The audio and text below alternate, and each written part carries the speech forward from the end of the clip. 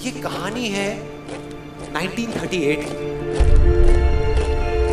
कैरली नाम के एक आदमी की, हंगेरियन आर्मी में, और वो उस कंट्री का बेस्ट पिस्टल शूटर था।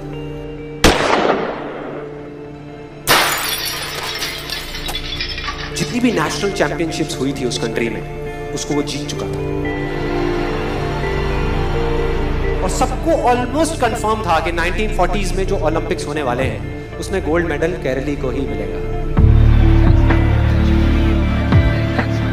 और उसने सालों से ट्रेनिंग करी थी।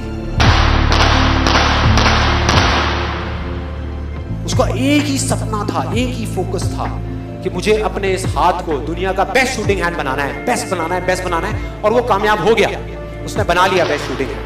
सिर्फ 2 साल का फर्क था।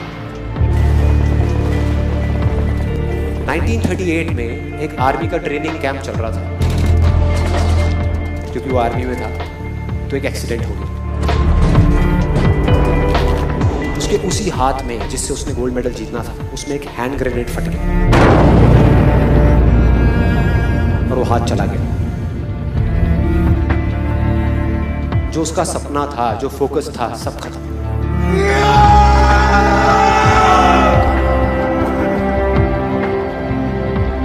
उसके पास 2 रास्ते थे। एक तो ये कि वो बाकी की पूरी जिंदगी रोता रहे और कहीं जा करके छुप जाए,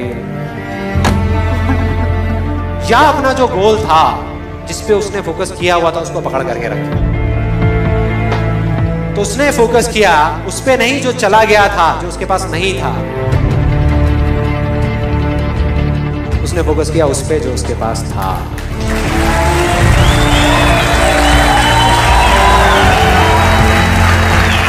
जो उसके पास था, और क्या था उसके पास में? एक लेफ्ट हैंड, एक ऐसा हाथ जिससे वो लिख तक नहीं सकता था। 1 महीने तक उसका हॉस्पिटल में इलाज चला इस हाथ के लिए, और सही 1 महीने बाद अपनी ट्रेनिंग शुरू करती इस हाथ के लिए।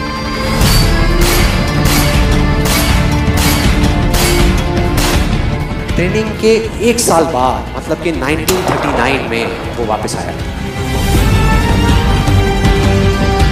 नेशनल चैंपियनशिप्स हो रही थी वहीं पे हंगरी में, और बाकी भी बहुत सारे पिस्टल शूटर्स थे वहां पे।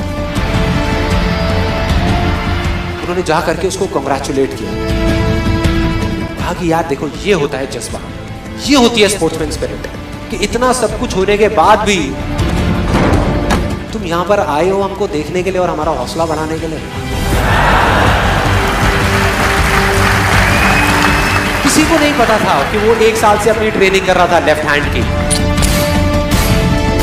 और उसने जवाब दिया, मैं यहां पर तुम्हारा हौसला बढ़ाने नहीं आया, तुम्हारे साथ कॉम्पीट करने आया हूं, तुमसे लड़ने आया हूं, तैयार हो जाओ। और कंपटीशन हुआ। बाकी सब वहां पर जितने भी लोग थे वो कॉम्पीट कर रहे थे अपने बेस्ट हैंड से, ये कॉम्पीट कर रहा था अपने ओनली हैंड से, ओनली हैंड से। कौन जीता? The man with the only hand, केरली जीत गया।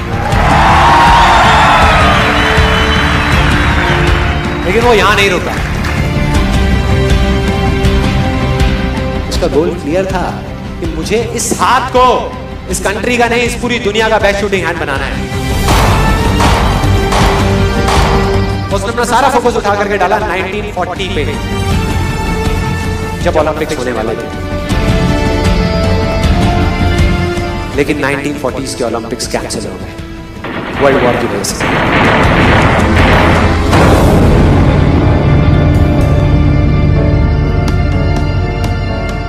उसने अपना सारा फोकस उठा करके कहां डाल दिया? 1944 में जो ओलंपिक्स होने वाले थे उसके ऊपर। और 1944 में जो ओलंपिक्स होने वाले थे वो भी कैंसिल हो गए वर्ल्ड वॉर की वजह से। फिर से कैंसिल।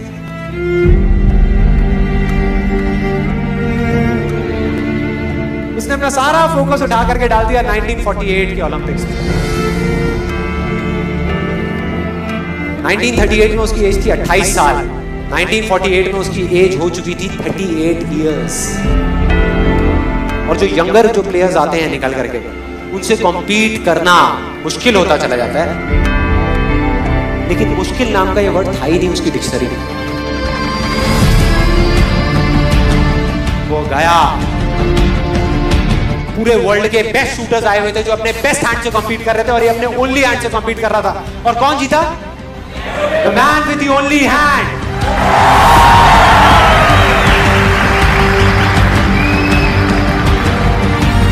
लेकिन वो तब भी नहीं रुका।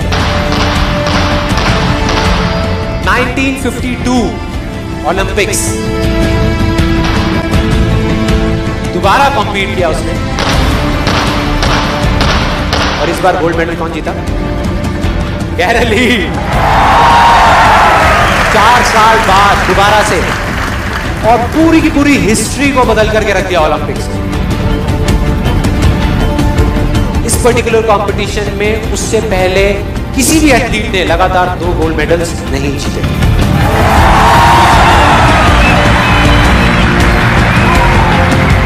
अब किसी भी लूजर के पास चले जाओ, उसके पास लिस्ट होगी बहानों की कि मैं इस वजह से फेल हुआ अपनी लाइफ में, इस वजह से मैं कुछ नहीं कर पाया। बहुत लंबी लिस्ट है। और दूसरी तरफ विनर के पास चले जाओ, उसके पास में 1000 वजह होगी वो ना करने की जो वो करना चाहता है, सिर्फ एक वजह होगी वो करने की जो वो करना चाहता है, और वो कर जाएगा।